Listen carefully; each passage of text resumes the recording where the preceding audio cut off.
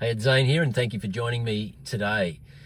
So, I've had a few questions of late, people wanting to know whether now's a good time to get involved in Bitcoin. And this is a space I've been in since 2018, and I've spent pretty much 2-3 hours a day continuing to further my knowledge in this space. And the reason I do that is because I can see a lot of the problems that are in the world financially right now. And I really believe that Bitcoin is a solution to pretty much all of those problems. I won't go into all of that today, but I just want to really focus in this video on the three major benefits of Bitcoin that resonate with me. Hopefully they will with you too, but if not, then that's okay. Probably just means you need to do a little bit more research or homework yourself if you know your financial future is something that is of interest to you. Maybe you have your financial security and wealth plugged into other assets, and that's fine too. I'm diversified myself, but I truly believe that we are on the cusp of the digital transformation of wealth, and it's already happening in the form of Bitcoin. So I want to share three key benefits with you. By all means, these are not all the benefits associated with Bitcoin, but they are probably the three most significant that we should be paying attention to, and then I'd encourage you to do further homework on if this resonates with you. First thing to realize is that Bitcoin is the world's first truly finite fixed supply monetary technology. And for 5,000 years, gold has been a store of value. It has been considered money. The paper currency that we get issued by the central bank and government of Australia or whatever country we live in, that is not money. Even though we refer to it as money, it is actually currency. It is used as a medium of exchange, but it does not represent one of the other key properties of money, which of course is a store of value. Bitcoin represents a store of value. So it's kind of a paradigm shift when we think about the dollars in our bank account or the dollars in our pocket, which are inflationary because they can be debased, in other words, diluted in terms of their purchasing power over time. Governments and central banks who issue that currency basically have no checks and balances, so they're able to issue currency at will. It's typically referred to as government spending or monetary expansion, quantitative easing, monetary stimulus, all sorts of names they come up for it to kind of, I guess, create the illusion that they're helping to support people in the economy and the population, people in society. But the reality is that every time they issue that currency, what they're actually doing is they're stealing from you. They're stealing from your purchasing power. Because if I said to you that the economy was represented by 100 apples sitting in a fruit bowl, and alongside those 100 apples was $100, $1 for every apple, but then all of a sudden I went and I had the ability to issue another $100, but I didn't increase the supply of apples, then it stands to reason that if all of a sudden overnight you've got $200 chasing the same amount of apples, that each apple has gone from $1 to $2 in value. Actually, not in value, in price. There's a difference between value and price. And so this is essentially what's happening to your purchasing power.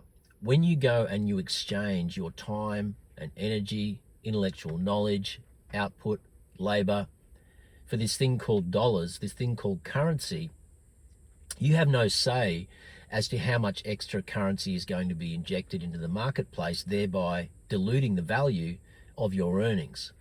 And this is the thing that is happening at an alarming rate now, and really at an accelerated rate since 2020, even though it's been going on at a very steady rate since 1971, when America broke free of the gold standard. So basically for the last 50-something years, the currency in the US and throughout the world has been backed by nothing other than the faith that we have in the central bank and the government as a population. And so gradually over time, what's happened is that our purchasing power has been gradually eroding over time. And this is why, when you consider back to the late 60s, early 70s, before this really started to take effect, this monetary expansion dilution situation, what you'll remember is that many families could survive on one income and they could have a comfortable life. They could buy a home in the suburbs on a quarter-acre block. Certainly in Australia that was possible. Dad could go to work, generate the income, mum could stay home, raise a couple of kids, and they could build a life for themselves. And that was the great Australian dream. If you go forward 20 years, that was no longer possible. You needed two incomes to basically generate the same lifestyle, so mum and dad had to go to work. Now we have a situation where everyone has to go to work, and it's not possible for most people to to do it on their own anymore. And this is why we have particularly young people or people who have been locked out of the housing market. They now need to rent rooms out, and then there's several people living under the one roof or chipping in just to pay the rent. And we also know how difficult it is for people to be able to save fast enough to be able to get into the housing market, because the value or price of homes is going up so rapidly. So all of this is a function of this debt-based fiat monetary system that we're all a part of. And yes, there are beneficiaries in that system, because you have those who are rich in assets, and they have seen the value of those assets increase significantly in line with monetary expansion, in line with inflation. For everybody else who's been parked in savings or who doesn't own assets, essentially their life is getting worse and worse and worse over time. And Bitcoin solves this because it enables anybody at any level and at any time to plug their financial life into this fixed supply digital monetary technology, this network that is deflationary. And so while for everybody else who's saving in dollars, the value and the price of everything around them is going up, in Bitcoin terms, for people who are plugged into Bitcoin, the value or price of everything around them is actually going down. This is true for cups of coffee, this is true for groceries, this is true for anything to do with the cost of living, rents. It's true for the price of homes, cars, you name it. And this is the part that most people don't get, and this is why this is such a paradigm shift, that once you get this point, once you realize that Bitcoin is a fixed supply monetary network, once you plug your life into it, life only gets better and better and better, because the price of everything over time goes down, not up. You see, the illusion is that real estate, we're in a boom, that the price of real estate is going through the roof. And that is true if you plug your life into this debt-based monetary system called the Australian dollar or the US dollar. But if your life is plugged into a fixed supply monetary network, such as Bitcoin, what you're seeing is that the value of everything is actually declining. So your life is getting better, not worse. And so that's point number one, to understand that when you the state of the natural state of the free market is actually deflationary. It's not inflationary. But you and I don't have any frame of reference for this, because throughout our lifetime we have only ever known prices going up. We have only ever known inflation. But what if you were to have a deflationary fixed supply finite monetary network? What would your life look like over time? As the price of everything around you gets cheaper and cheaper and cheaper, due to competition, due to entrepreneurship, due to economies of scale, due to efficiencies. All of these things are what happens over time as entrepreneurs and people solve problems and find solutions to problems. The value proposition increases. But instead what we see is the price of everything going up, not down, including real estate. So this is point number one, and it's the most important point, is to understand that once you plug your life into Bitcoin, all of a sudden life gets better, not harder, and the sooner you do it, the better off you're going to be. It really doesn't matter whether you're a multimillionaire or you're just struggling to get by.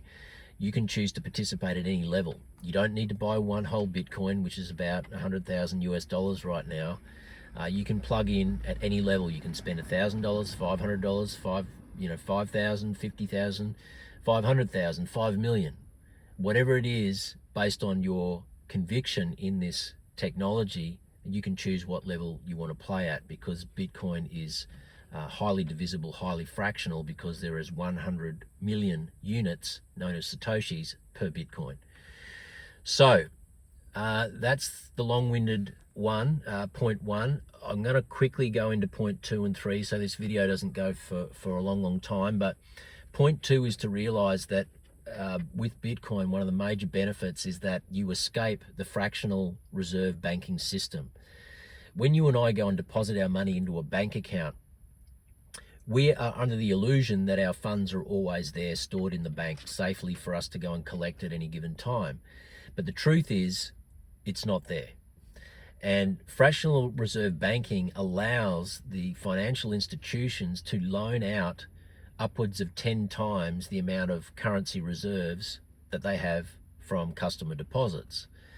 And so you don't need to be Einstein to work out that if you and I and our spouse and brother, sister, mother, daughter, cousins, we all went down to the bank because there was some kind of a crisis going on, maybe it was another pandemic, or there was some kind of a global conflict, world war, you name it. So many things can happen in today's world, and they can institute capital controls at any time, which is basically they can put a stop to the banking system and make it difficult, or basically stop people from accessing their money. If we were under the illusion, or we feared that was going to happen, there'd be a rush on the ATMs and the banks. Everybody would go down to the bank to try and withdraw their funds. The problem is the funds aren't there. And the reason they're not there is because the banks are able to basically issue more and loan out more than the deposits they have in reserve. And so at any time, the banks have the ability to basically close the account and not give you access to your money.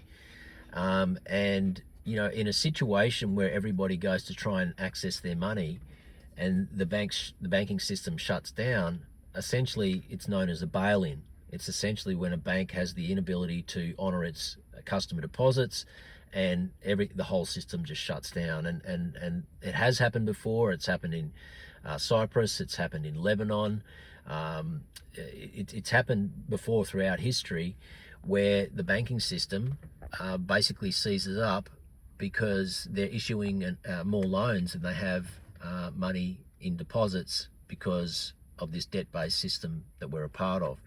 And so I'm not sure about you, but if you have or wanted to access your savings in a time of need, and if you couldn't do it, that would be a problem. That would be a problem. Bitcoin solves that, because you are essentially your own bank. You don't need anybody's permission. There is no counterparty. There's no third party you need to go and visit to access your money. You have access to it at all times. So that's point number 2, the ability to be your own bank. Number 3 is the reality that we're in a world now where we need to be very mindful of government overreach. And we don't have to think too far back to know how quickly this can happen. The events of 2020, 2021, there's some pretty dystopian things that can take place very, very quickly that we can't see coming, that we don't anticipate. And so in that environment, we've got to be thinking to ourselves, what would happen if our viewpoint, or we challenged the narrative, or we didn't feel comfortable with what was happening? Is there a possibility that we would be censored, or that our bank account would be seized, or our ability to purchase things? I mean, we've seen this before. We saw this in Canada with the trucker convoy in 2022, 23. And this was a big problem because people were protesting peacefully against the mandates, all the truckers, and they were making a statement. And of course, what happened is the government went about and put a stop to their GoFundMe pages, basically seized people's bank accounts, and so they couldn't access their money. Bitcoin solves all of this because, like I said before, there is nobody that you need permission from in order to access your money. And so these for me are the three big key points and massive benefits associated with Bitcoin in this changing economic environment that we're in. The fact that it's the only fixed supply deflationary monetary instrument that exists. Number two, the fact that you can be your own bank. You don't need any permission from anybody to access your money. And when the banking system is at risk, and when there is so much debt in the system, and we're sitting on a house of cards the way that we are now, globally, financially, you need to be thinking about that. And number three, just that intuitive realization that governments around the world are moving more towards control, censorship, surveillance, this whole thing with central bank digital currencies coming down the pike. You can choose to be a part of that or not, but if you're plugged into the system and your whole financial life is plugged into the system, you won't have a choice. And it really doesn't matter how much money you've got. If you're plugged into the system, you will have to deal with surveillance money, which of course is CBDCs. So I'm going to leave it there today. I know there's a bit to take in there, but I really wanted to highlight these three key points. Share with me below what your thoughts are on this, whether you agree, disagree, if you've got some extra insight you would like to share. I really appreciate that. And you know, I'd love it if you'd support the video, support the channel. I'm trying to get this channel up and running. I want to keep showing up and share my insight and knowledge in this space. I believe Bitcoin solves so many of the world's problems and that spin off from the financial system. So I want to be talking more about that as time goes on. Please give the video a like. Subscribe to the channel if you haven't done so already. Feel free to share this message with anybody who you think would benefit from it. And again, I want to thank you for listening, and I look forward to seeing you in the next one. This is Zane signing out. Bye for now.